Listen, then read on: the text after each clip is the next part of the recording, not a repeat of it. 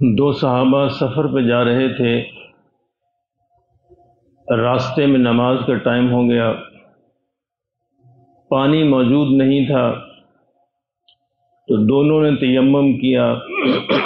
تیمم کرنے کے بعد نماز پڑھ لی۔ اس کے بعد سفر پھر جاری رہا۔ ابھی نماز کا وقت باقی تھا، یعنی جو بھی نماز تھی، فرض کریں ظہر کی نماز تھی تو وقت ابھی باقی تھا کہ ان کو راستے میں پانی مل گیا۔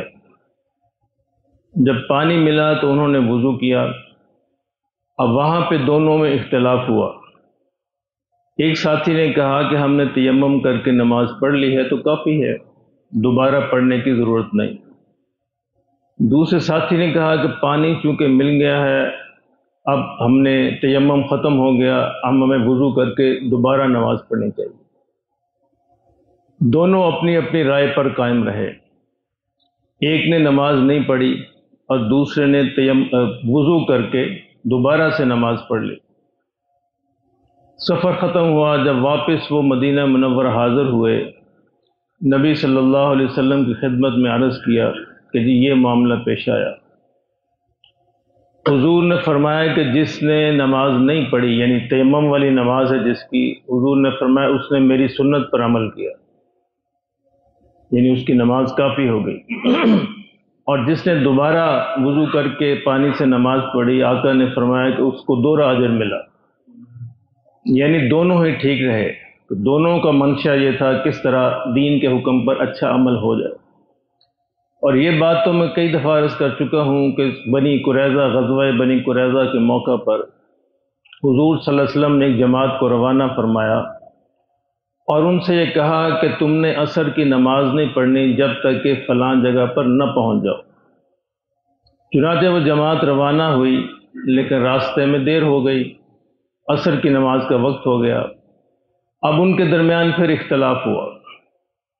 ایک کچھ نے کہا کہ حضور نے کہا تھا نماز نہیں پڑھنی تو ہم نے تو نہیں پڑھنی، بس بات ختم، ہم تو وہیں جا کر پڑھیں گے چاہے نماز قضا ہو جائے۔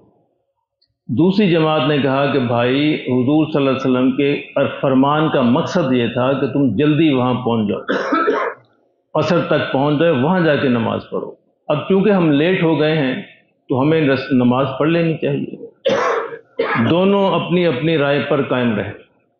جنہوں نے کہا تھا کہ نماز پڑھنی چاہیے انہوں نے نماز پڑھ لی، اور جنہوں نے کہا تھا نہیں پڑھنی چاہیے انہوں نے وہاں جا کر قضا پڑھی۔ اور جب واپس پہنچے پھر حضور صلی اللہ علیہ وسلم کی خدمت میں عرض کیا کہ یا رسول اللہ یہ معاملہ پیش آیا۔ آپ نے فرمایا تم دونوں نے ٹھیک کیا نہ۔ میرے محترم دوستو، یہ ہے ہمارے اختلاف کی حقیقت۔ جو بھی دیانتداری سے اختلاف کرتا ہے اور اس کا مقصد یہ ہے کہ میں حضور کی بات پر عمل کر لوں تو اس کو انشاءاللہ اجر ملے گا۔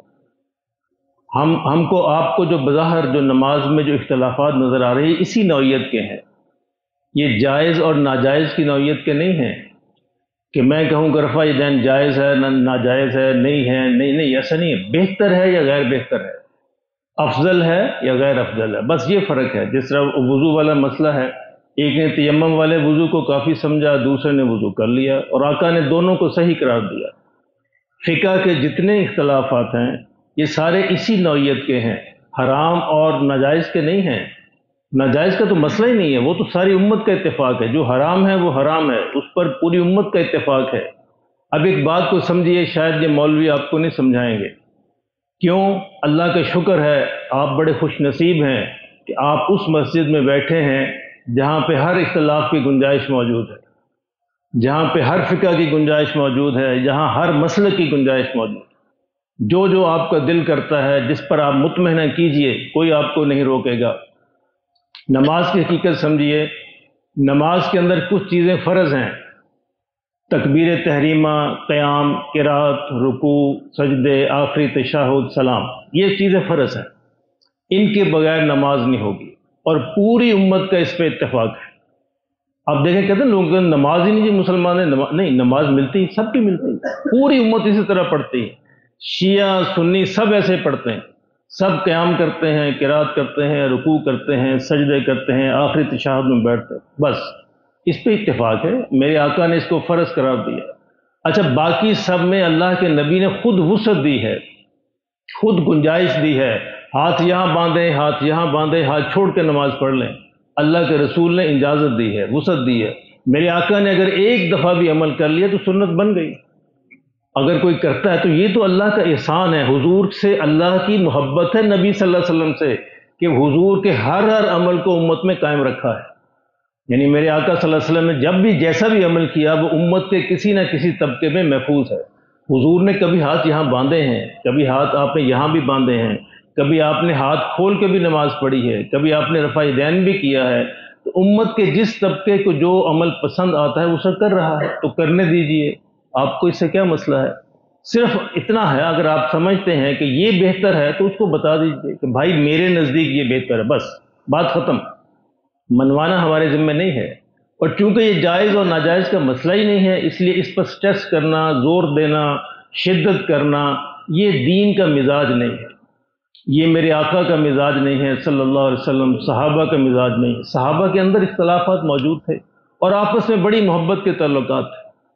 آپ اندازہ فرمائیے، حضرت ابو ذر رضی اللہ تعالیٰ عنہ وہ یہ سمجھتے تھے کہ ایک پیسہ جمع کرنا بھی حرام ہے، بس جتنے ہیں کافی ہے، جمع کرنا ناجائز ہے، اور اس پہ بڑی وہ شدت کرتے تھے۔ صحابہ سے چونکہ بڑے درجے کے صحابی تھے اور سارے ان کا احترام کرتے تھے، لیکن ان کی بات نہیں مانتے تھے۔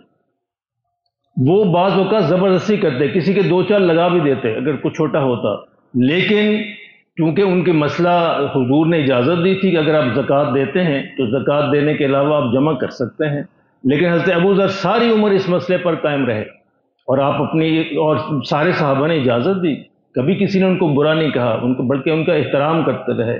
اگر آپ دیانتداری سے سمجھتے ہیں کہ رفع یدین کرنا چاہیے، کیجئے، کوئی حرج نہیں ہے، اور آپ دیانتداری سے سمجھتے نہیں کرنا چاہیے تو نہ کیجئے، اللہ آپ سے نہیں پوچھے گا۔ اگر آپ جیسا بھی کر رہے ہیں، اصل میں آپ اللہ کے رسول کی سنت پر عمل کر رہے ہیں۔ حضور صلی اللہ علیہ وسلم نے یہ سارے عمل کبھی نہ کبھی کیے ہیں۔ دیکھیں نبی صلی اللہ علیہ وسلم پوری رات نماز پڑھا کرتے، کبھی آپ کو اندازہ ہوا؟ اس پہ تو ہم بحث نہیں کرتے کہ ہم کیوں نہیں پڑھتے پوری رات نماز۔ اور جب بندہ ہاتھ باندھ کے کھڑا ہوتا ہے ایسے یا ایسے، تو ظاہر نیچرل بات ہے 2 4 5 گھنٹے مسلسل ایسے نہیں باندھ سکتا، وہ کبھی چھوڑ بھی دے گا، تو حضور کبھی چھوڑ بھی دیتے تھے۔ تو کسی نے اس حالت میں دیکھ لیا تو اس نے جا کے بتا دیا کہ حضور صلی اللہ علیہ وسلم تو ہاتھ چھوڑ کے نماز پڑھتے تھے۔ آپ کو پتہ ہے صرف شیعہ نہیں، امام مالک کے ماننے والے بھی ہاتھ چھوڑ کے نماز پڑھتے ہیں۔ افریقہ کے کتنے ملک ایسے ہیں جہاں ہاتھ چھوڑ کے نماز پڑھی جاتی ہے، اور سارے اہل سنت ہیں، کوئی مسئلہ نہیں ہے۔ تو چونکہ ہم بالکل ایک بند کنویں میں ہیں نا، تو ہمیں اپنے علاوہ کوئی نظر ہی نہیں آتا۔ وہ کنویں کے مینڈے کی مثال یوسف صاحب کہتے ہیں یہ نہ دیا کریں، لیکن سمجھانے کے لیے دینی پڑی، دے دوں جی مثال، کہتے دے دیں۔ کہتے ہیں کہ مینڈک جو تھا باہر سے چلتا چلتا دریا کا مینڈک تھا، کنویں میں گر گیا۔ اب جب کنویں میں رہا تو کنویں کے اندر کنویں کا مینڈک موجود تھا۔ اس نے کہا بھائی کہاں سے آئے؟ اس نے کہا السلام علیکم، میں تو آیا دریا سے آیا۔ اب کنویں کا مینڈک تو کنویں سے نکل نہیں سکتا نا بیچارہ۔ اس نے کہا دریا کیا ہوتا ہے؟ اس نے کہا دریا تمہیں نہیں پتا؟ اس نے کہا کیا ہوتا ہے؟ تو وہ بہت بڑا ہوتا ہے۔ اس نے کہا کنویں کے مینڈک نے اتنا چکر لگایا، کہا اتنا ہوتا ہے؟ اسے کہا نہیں، اس سے بھی بہت بڑا ہوتا ہے۔ پھر اس نے بڑا چکر لگایا، اتنا ہوتا ہے؟ تو اس سے بھی بڑا ہوتا ہے پگلے۔ پھر پورے کنویں کا چکر لگایا، اس کا اس سے تو بڑا نہیں ہو سکتا نا۔ اس نے کہا نہیں پاگل، تو کنویں سے نکلے گا تو سمجھ آئے گی کہ دریا کیا ہوتا ہے۔ اس طرح ہم اصل میں اپنے اپنے مسلک کے کنویں میں بند رہتے ہیں، ہمیں سمجھ نہیں آتی اسلام کتنا بڑا ہے، میرے آقا کا دین کتنا وسیع ہے، کتنی اس کے اندر وسعت ہے، گنجائش ہے۔ اللہ اکبر، یہ ہم کنویں سے اپنے مسئلے سے نکلیں گے تو سمجھ آئے گا نا، یہ مسئلہ ہے۔ اس لیے میرے بھائیوں سب کا احترام کیا کریں۔ اللہ کی قسم جو بھی نماز پڑھنے آتا ہے نا وہ بے نمازی سے بہتر ہے۔ کم از کم نماز پڑھنے تو آ گیا نا، مسجد میں آ گیا، جیسے بھی پڑھتا ہے وہ بہرحال جو نماز نہیں پڑھتا اس سے بہتر ہے۔ اس کا احترام کیا جانا چاہیے، اس سے محبت کی جانی چاہیے، اور نہ کہ اس کو اعتراض کرنا چاہیے۔ ہاں صرف اتنی بات ہے، اگر آپ سمجھتے ہیں کہ آپ بہتر ہیں تو اس کو پیار سے سمجھا دیجئے کہ میں اس کو بہتر سمجھتا ہوں، لیکن زور دینا، شدت کرنا، اس پر طعن و تشنیع کرنا، طنز کرنا، یہ بہرحال آقا کی سنت کے خلاف ہے۔ اللہ ہمیں سمجھ نصیب فرمائے۔